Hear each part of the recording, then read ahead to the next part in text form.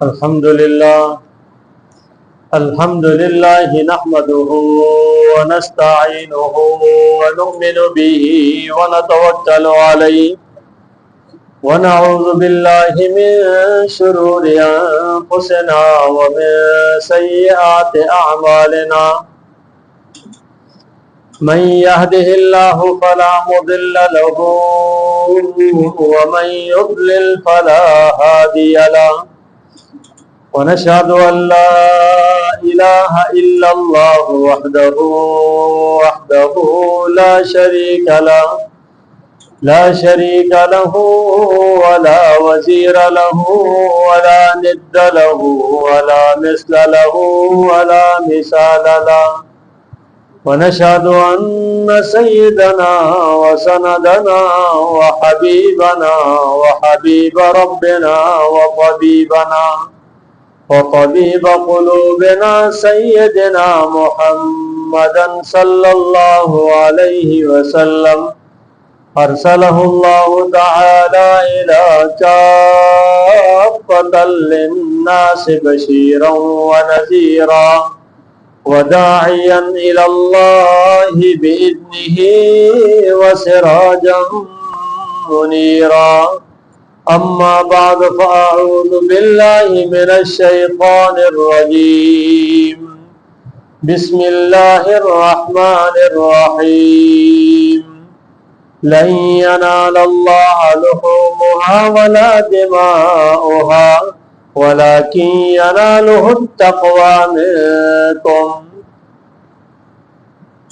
صدق الله العظيم وبلغنا رسوله النبي الأمي الكريم ونحن على ذلك من الشاهدين والشاكرين والحمد لله رب العالمين اللهم صل على سيدنا محمد وعلى آل سيدنا محمد وبارك وسلم اللهم صل على سيدنا محمد وعلى آل سيدنا محمد وبارك وسلم اللهم صل على سيدنا محمد وعلى آل سيدنا محمد وبارك وسلم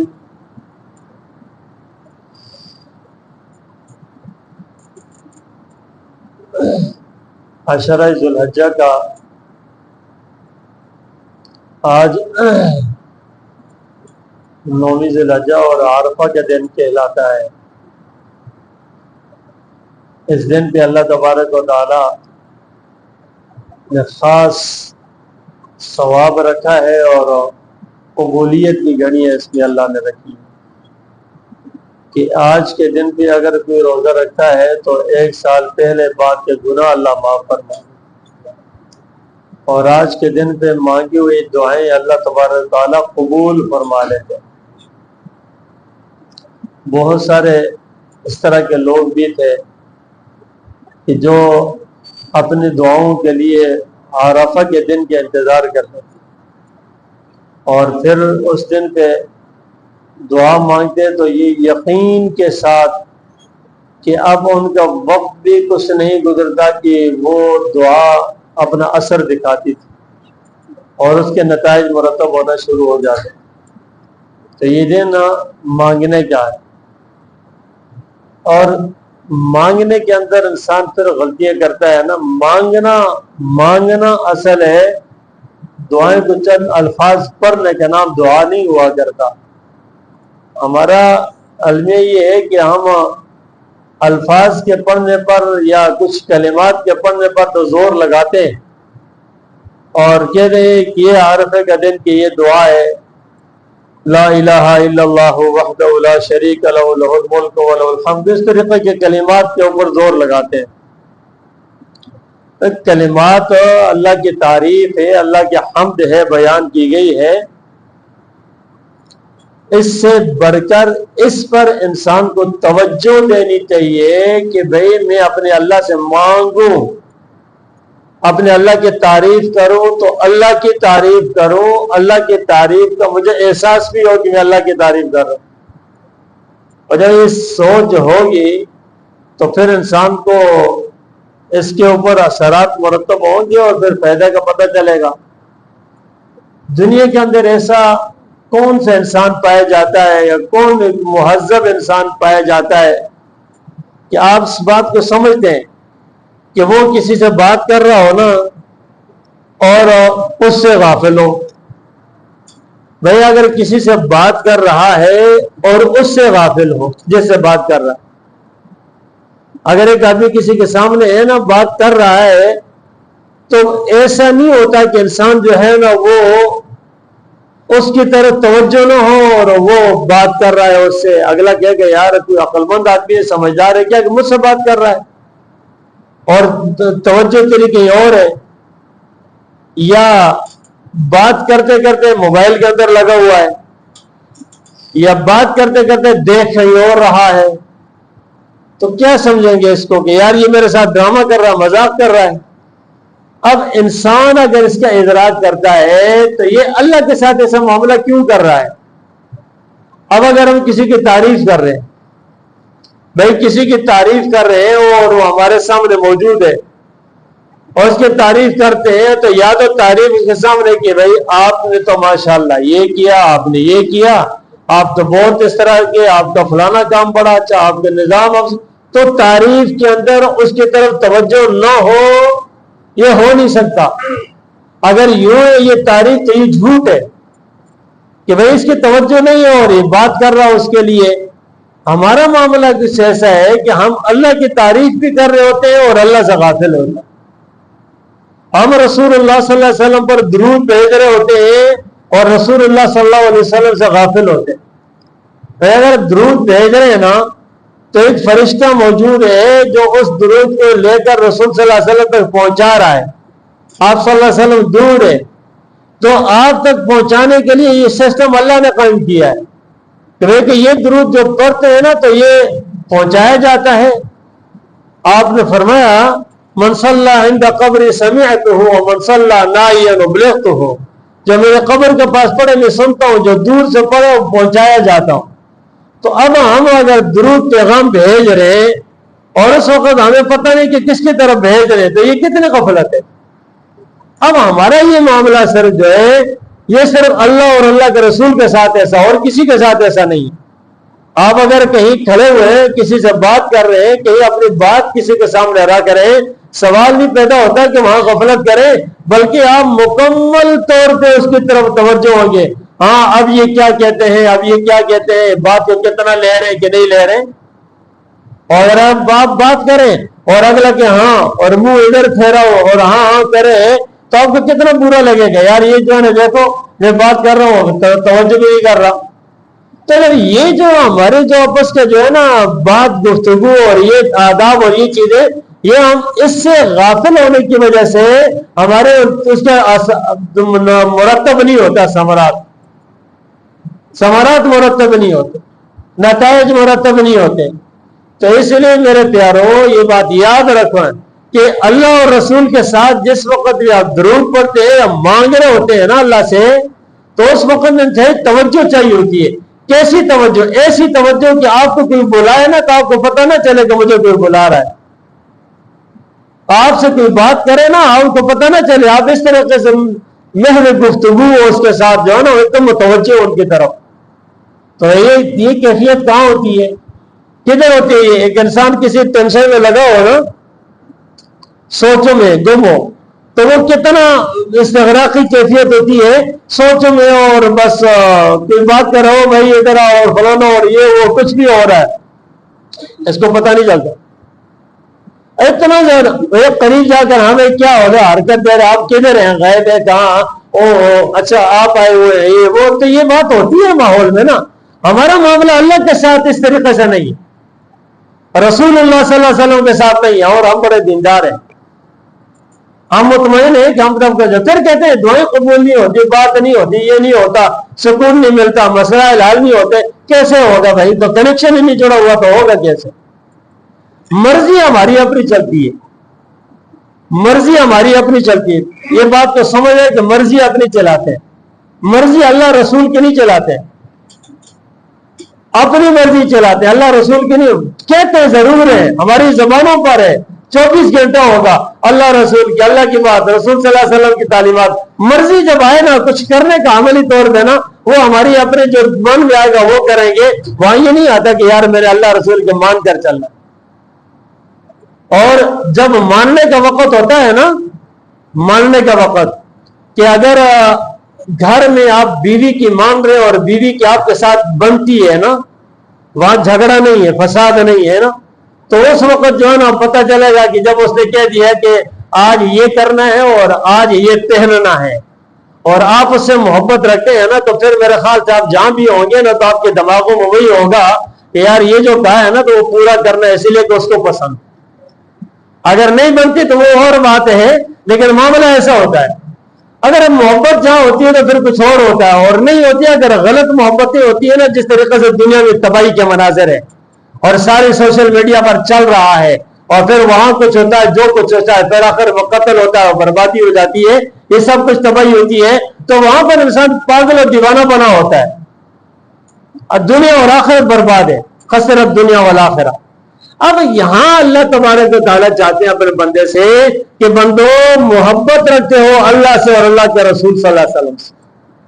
اب پھر کہیں کہ اور کسی سے محبت نہیں ہے، دنیا میں ہر ایک سے محبت کا اللہ حکم دیتا ہے، انسانوں سے محبت کرو، آپس میں سلام کرو، تمہاری آپس میں محبت بڑھے گی۔ افلا ادلکم علی شیء اذا فعلتموه تحاببتم، آپ صلی اللہ علیہ وسلم نے فرمایا میں تم ایسی چیز نہ بتاؤں کہ جب تم آپس میں کرو تو تمہاری محبتیں بڑھ جائے۔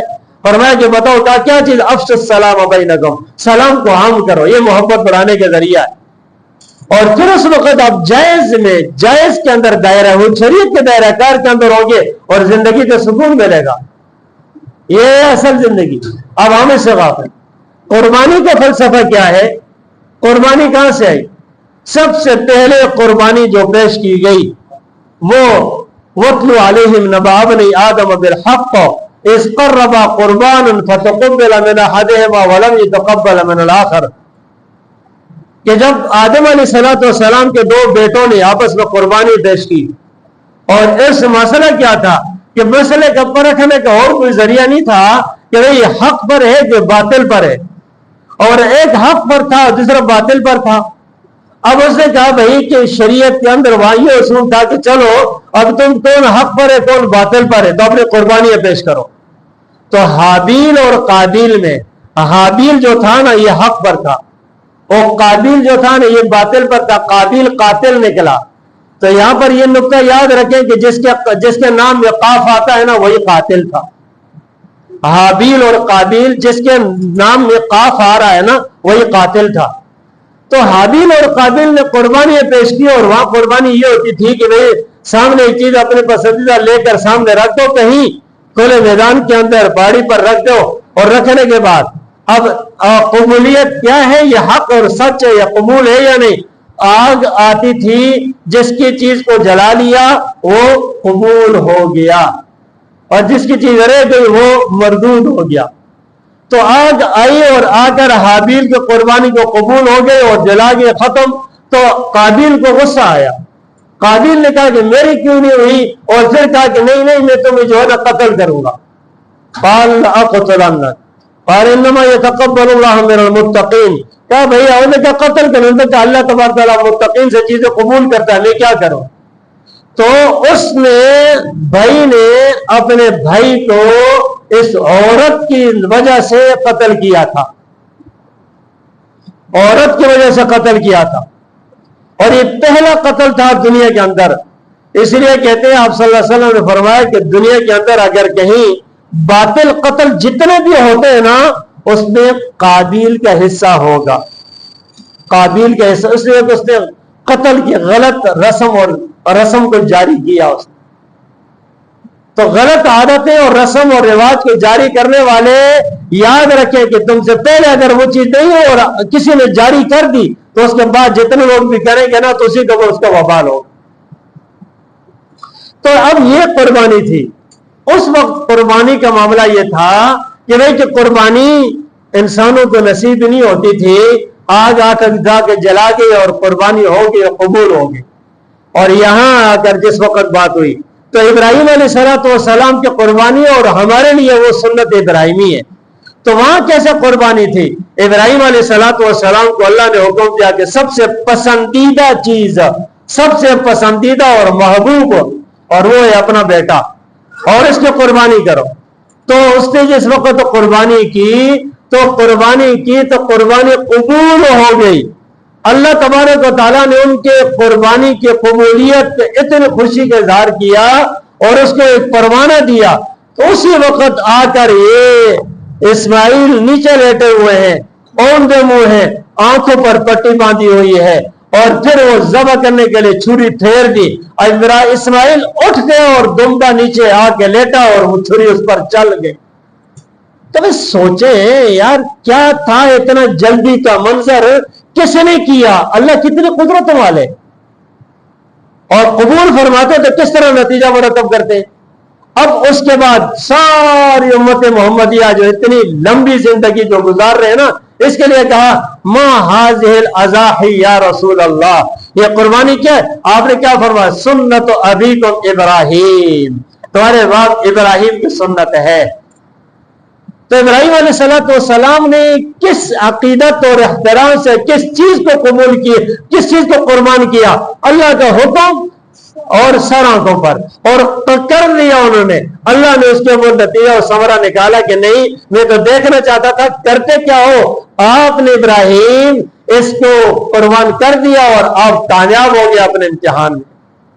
اور پھر اللہ پاک نے بعد کے دنیا کے لیے کیا کیا؟ یہ مینڈا، بکرا، دمبا اور اسی طریقے سے گائے، اونٹ اور یہ سارے جانور جن کے قربانی کو مشروع قرار دیا، اب قربانی کرتے جائیں، خود ہی گوشت کھائیں، خود ہی دوسروں کو کھلائیں، ثواب بھی ملے، چیز بھی ملے. ویسی جانور خرید کر لاؤ، اور اس وقت خرید کرنی خود قربان کرو، اور بس اس کو کھائے بھی، فائدہ بھی خود اٹھا رہے ہیں، ثواب بھی خود کو مل رہا ہے. نیت درست کرنا ضروری ہے اللہ کی محبت، اللہ کا حکم بجا لانے کے لیے. اور پھر ان دنوں کے اندر ایام تشریق، تکبیرات تشریق 8 صبح سے شروع ہوئی. یہی تکبیرات تشریق چلیں گی 13ویں کی ذی الحجہ کی عصر تک، منگل کے دن عصر تک. اب یہ تکبیرات تشریق، یہ تشریق ہے کیا؟ یہ اصل میں شرق اللحم. یہ پہلے یہ ہوتا تھا نا کہ گوشت کو خشک کرتے تھے نا، تو دودھ کے اندر لگاتے تھے، اس کو خشک کرتے تھے، تو اسی کہتے شرق اللحم. تو یہ بھون اس کو جو خشک کر کے رکھتے تھے، اور پھر اس کے بعد اس سے یہ تشریق. تو یہ ان دنوں میں مہمانی اللہ کی طرف سے. تو ان دنوں کے اندر یہ جو ہے نا قربانی اور یہ تکبیرات پڑھنی ہے. یہ تکبیرات ہر فرض نماز کے بعد، اور جب کسی نے فرض نماز پڑھی اپنے طور پر امام کے ساتھ تو مسبوق رہ گیا نا، اس پہ سلام پھیرا وہ بھی پڑھے. اگر کسی نے ان دنوں کے اندر، یہ مسئلہ بھی یاد رکھیں، ان دنوں کے اندر کسی کی نماز قضا ہو جائے، مثلا آج کی نماز قضا ہو گئی، اس نے کل پڑھنی ہے، تو آج کی قضا نماز کل پڑھے گا تو کل بھی اس کے بعد میں وہ تکبیر پڑھے گا، کیونکہ ان دنوں کے اندر قضا ہوئی ہے نا. اگر پہلے کی قضا ہوئی، آئی بات ہے، 8ویں ذی الحجہ کی قضا ہوئی، اس کو ان دنوں میں پڑھے گا تو وہ اس کے اوپر تکبیر نہیں پڑے گا. لیکن ان دنوں کی اگر یوں قضا کرے گا نا تو پھر اس کے اندر وہ پڑے گا. اگر ان دنوں کی قضا نمازیں، 13ویں ذی الحجہ کی قضا نمازیں 14ویں ذی الحجہ کو پڑھے گا، پھر بھی تکبیر نہیں پڑے گا، اس لیے کہ ان ایام کے اندر نہیں. تو اس لیے اس کا بھی یاد کر کے دیکھیں، اہتمام کرنا چاہیے ہمیں اور ثواب لینا چاہیے. اللہ تبارک و تعالیٰ یہ ایام ہمارے لیے عبادت اور عبادت کا ثمرہ اور نتیجہ ہم سب کو نصیب فرمائے.